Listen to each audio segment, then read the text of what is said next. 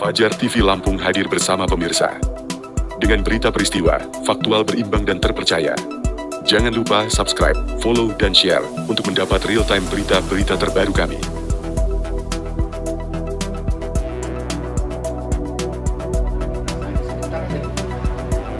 Diterbitkan, salah satu yang mendasarinya adalah pengganti rupiah yang diplesetkan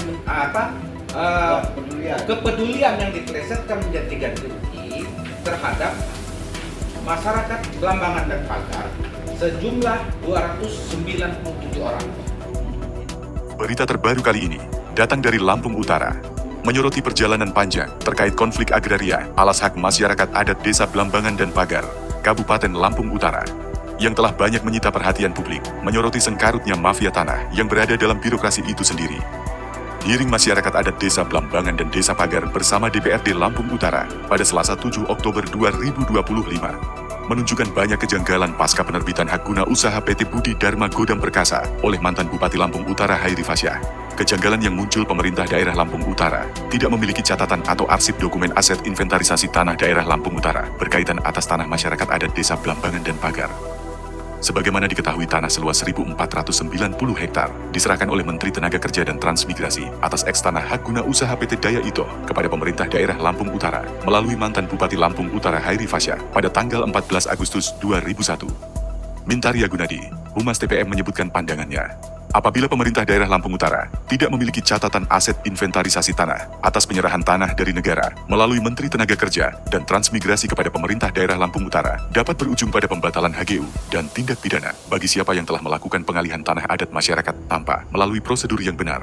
Maka ini perlu penelusuran bahwasanya hak yang diminta kepada negara yang masih ada ikatannya dengan tanah adat, tanah masyarakat, ini wajib dicatat menjadi aset pemerintah daerah Lampung Utara. Jika ini tidak ada catatan, maka akan berujung dua sanksi. Kan? Pembatalan hak guna usaha atau tindak pidana yang dilakukan mengalihkan daripada aset negara yang berhubungan dengan aset masyarakat adat kepada orang lain. Ini diatur oleh undang-undang.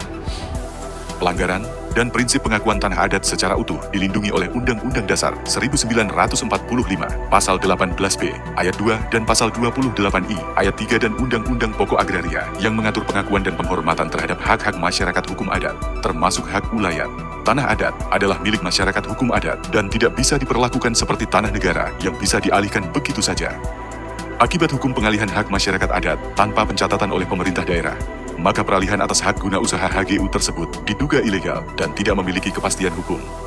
Masyarakat adat masih tetap memiliki haknya atas tanah tersebut, dan pihak yang telah mengalihkan serta yang mendapatkan HGU tidak memiliki hak sah atas tanah adat tersebut.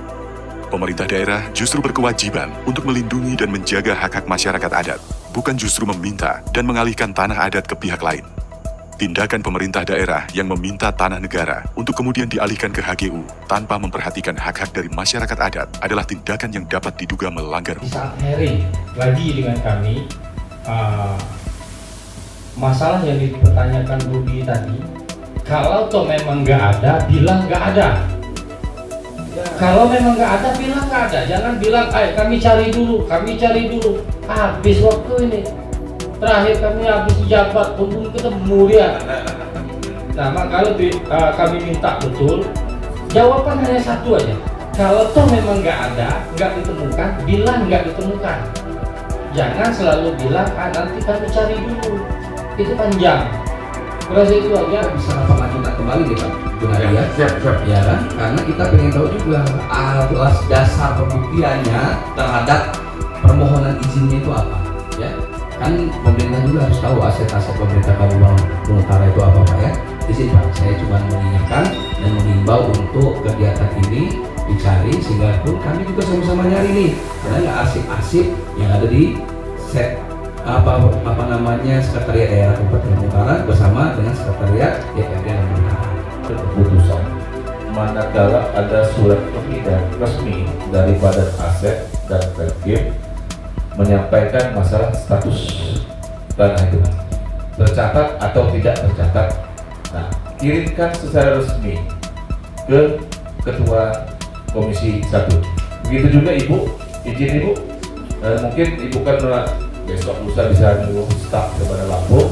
Kalau memang sudah ada, tolong kirimkan ke Komisi 1, Pak Ketua. Nanti Pak Ketua akan menentukan kapan rapat dengar kembali, manakala sudah ada jawaban dari Asep, jawaban dari Redkip, dan data dari Ibu Kepala BPN ATM. Saya kira itu. Terima kasih telah bersama kami. Jangan lupa follow dan share. Sampai jumpa.